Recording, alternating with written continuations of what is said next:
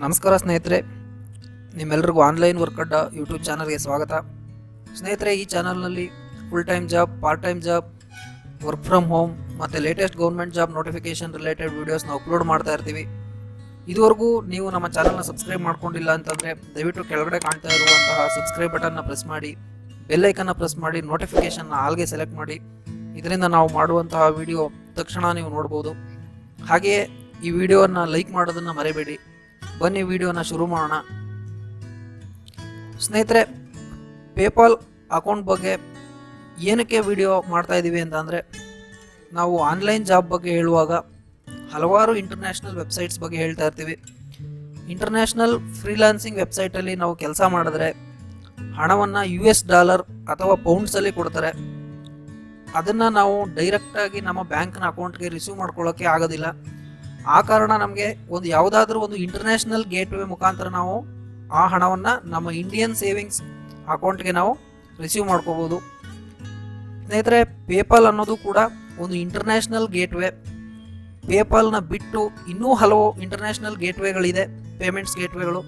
ಆದರೆ ನನಗೆ ಗೊತ್ತಿರುವ ಹಾಗೆ ಪೇಪಾಲ್ ಅವುಗಳಲ್ಲಿ ಬೆಸ್ಟ್ ಇದೆ, 100% ರಿಲೇಬಲ್ ಇದೆ.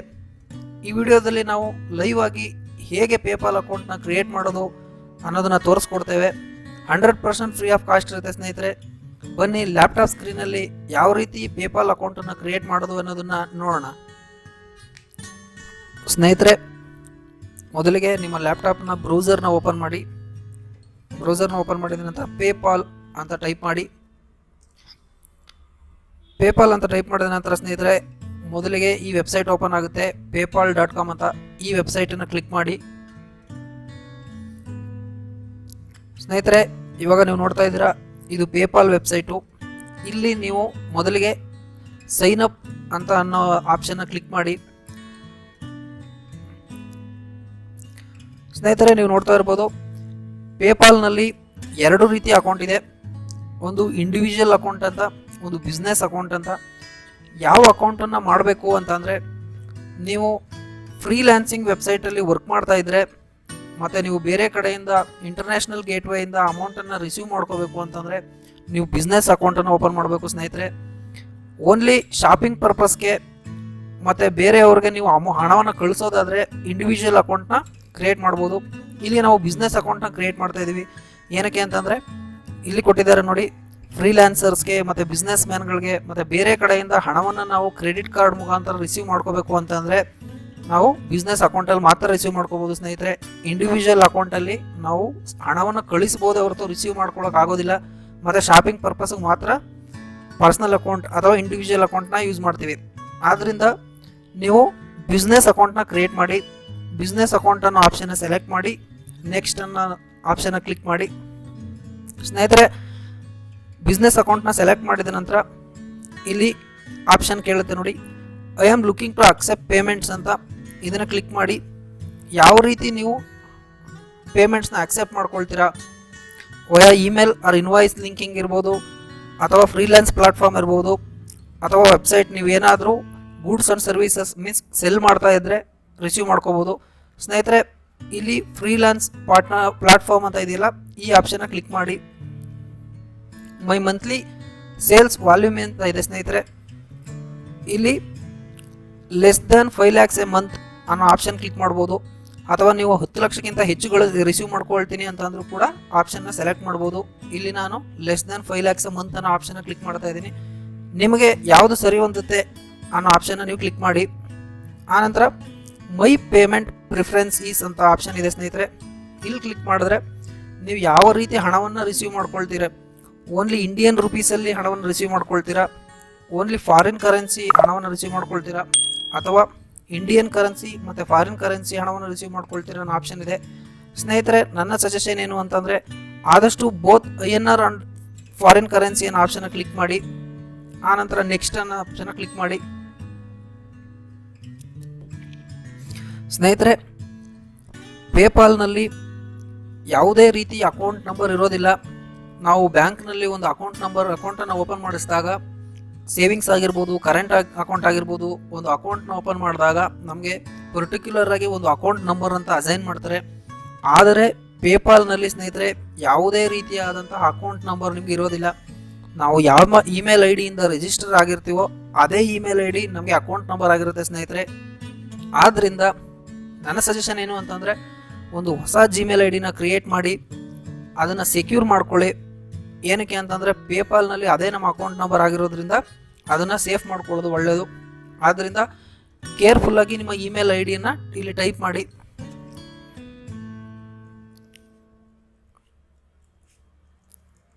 ನಾನು ನನ್ನ ಇಮೇಲ್ ಐ ಡಿನ ಟೈಪ್ ಮಾಡ್ತಾ ಇದ್ದೀನಿ.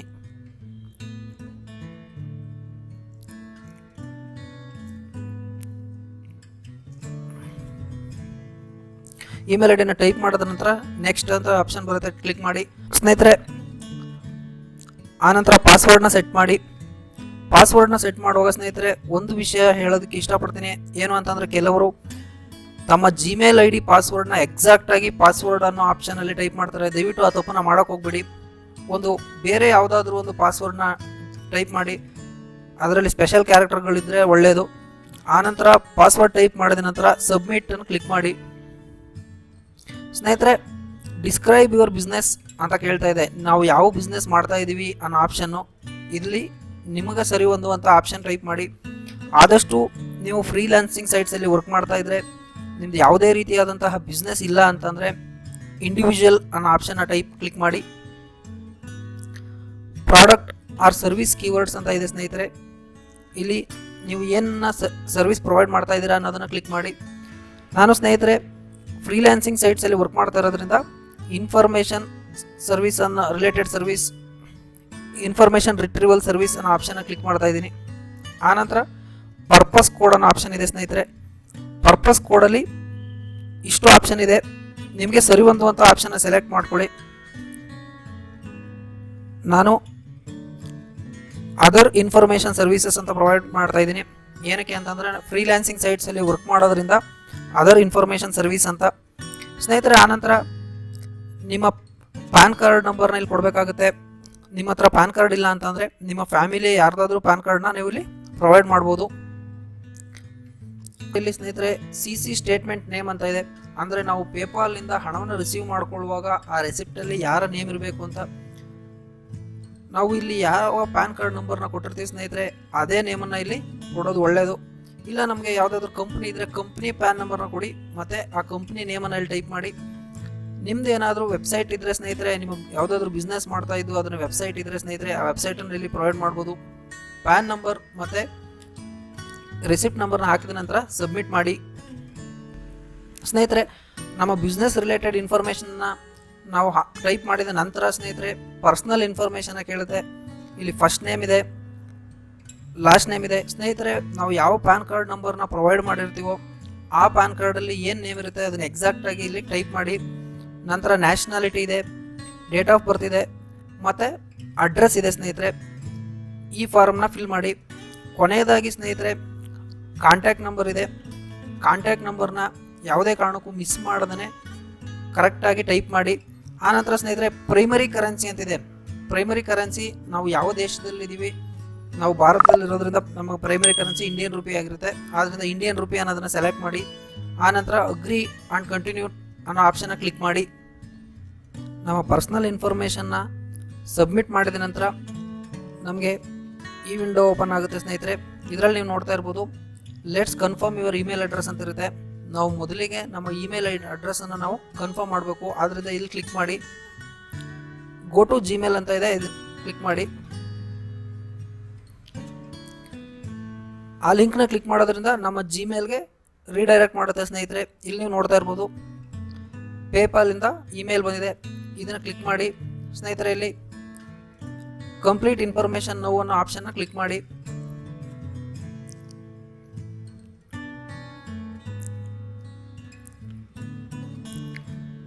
ಇವಾಗ ನೋಡ್ತಾ ಇರ್ಬೋದು ಸ್ನೇಹಿತರೆ ಇಮೇಲ್ ಐ ಡಿ ವೆರಿಫಿಕೇಶನ್ ಆಗಿದೆ. ಆದ್ರೆ ಇಲ್ಲಿ go to account review overview ಅನ್ನೋ ಆಪ್ಷನ್ನ ಕ್ಲಿಕ್ ಮಾಡಿ.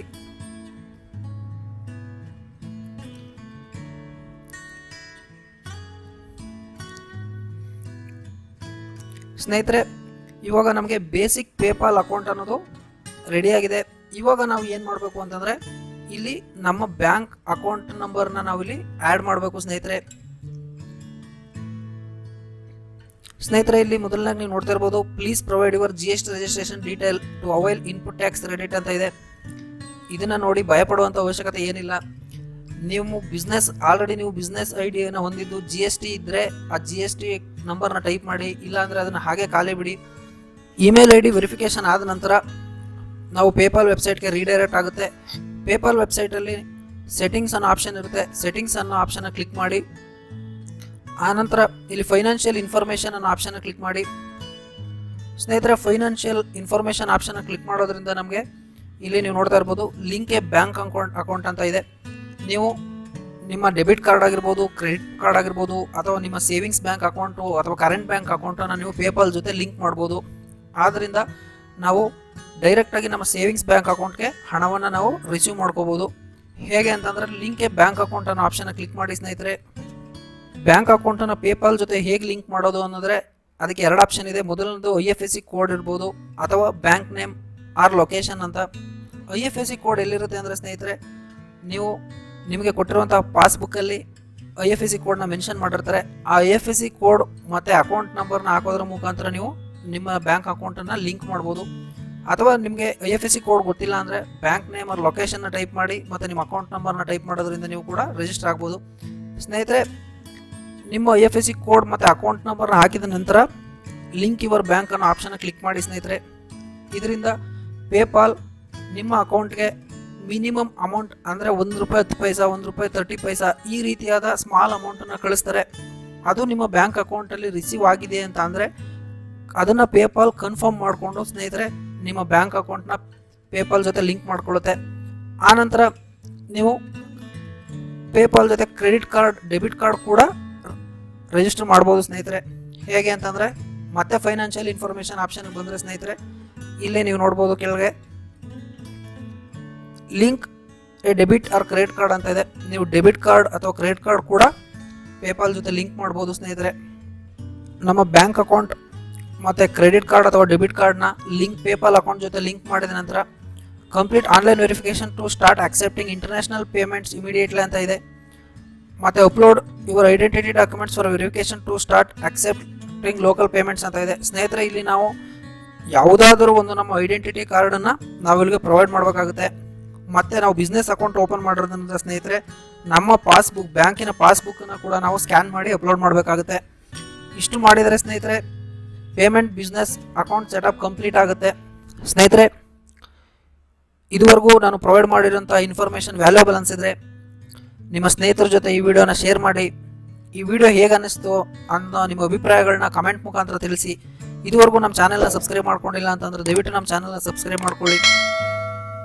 ಮತ್ತೊಂದು ಹೊಸ ವಿಷಯದೊಂದಿಗೆ ಹೊಸ ವಿಡಿಯೋದಲ್ಲಿ ಮತ್ತೆ ಭೇಟಿಯಾಗ್ತೀನಿ. ಅಲ್ಲಿವರೆಗೂ ಧನ್ಯವಾದಗಳು. ಜೈ ಹಿಂದ್, ವಂದೇ ಮಾತರಂ.